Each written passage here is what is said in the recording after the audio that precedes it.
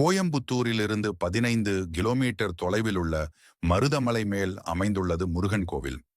மருதமலை மேல் அமைந்துள்ளதால் மருதன் என்றும் அருணகிரிநாதரால் திருப்புகழில் பாடப்பெற்ற தலம் இது.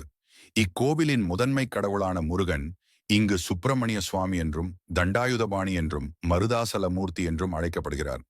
மருதமலை முற்காலத்தில் கொங்கு வேட்டுவ கவுண்டர் மன்னர்களால் கட்டப்பட்டு பராமரிக்கப்பட்டு வந்தது.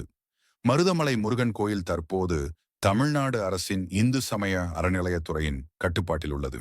தேவார பாடல் பெற்ற தலமான திருமுருகன் பூண்டி கோயில் கல்வெட்டுகளில் மருதமலை கோயில் 12ஆம் நூற்றாண்டைச் சேர்ந்ததாக தகவல்கள் உள்ளன. முருகன் கோயிலுக்கு அருகில் பாம்பாட்டி சித்தரின் குகை கோயில் அமைந்துள்ளது. வரலாற்று சிறப்புமிக்க 18 சித்தர்களுள் ஒருவரான பாம்பாட்டி சித்தர் இந்த குகையில் சில காலம் வசித்து வந்தார். பல மூலிகைகளின் பயன்கள் மற்றும் மருத்துவ குணங்களை பற்றிய அவரது குறிப்புகள் மிகவும் சிறப்பானவையாக கருதப்படுகிறது. மருதமலை முருகன் கோயில் கிபி 9ஆம் நூற்றாண்டில் கட்டப்பட்டது.